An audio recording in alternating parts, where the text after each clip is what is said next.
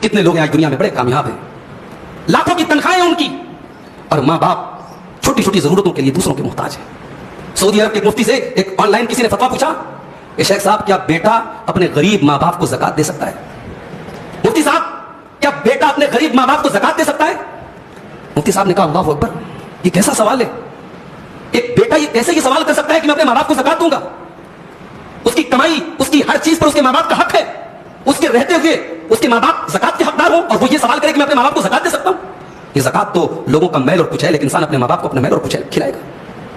ये माँ बाप होते हैं मेरे भाइयों, अपना सुख चैन, अपना आराम, अपनी जिंदगी की खुशियां हमारे लिए कुर्बान कर देते हैं। जब हम जवान होते हैं, जब हम अपने पैरों पे खड़े होते हैं, हमें एहसास नहीं होता है, मगर जब हम खुद बाप बनते हैं, जब एक औरत खुद मां बनती है, तो उसे एहसास होता है कि बच्चों को पालना और इनकी परवरिश में इंसान कितने नखरे उठाता है, कितनी तकलीफें उठाता है। माँ बाप की अपनी जिंदगी तो गुजर गई भाई, बच्चे बड़े हो गए, बच्चों की शादी की फिक्र है, लड़के हैं तो लड़कों की नौकरी की फिक्र है, उनकी तालीम की फिक्र है, उनकी कैरियर की फिक्र है। माँ बाप की जिंदगी शादी के बाद और बच्चे पैदा होने के बाद उनकी अपनी जिंदगी कहां रहती है भाई?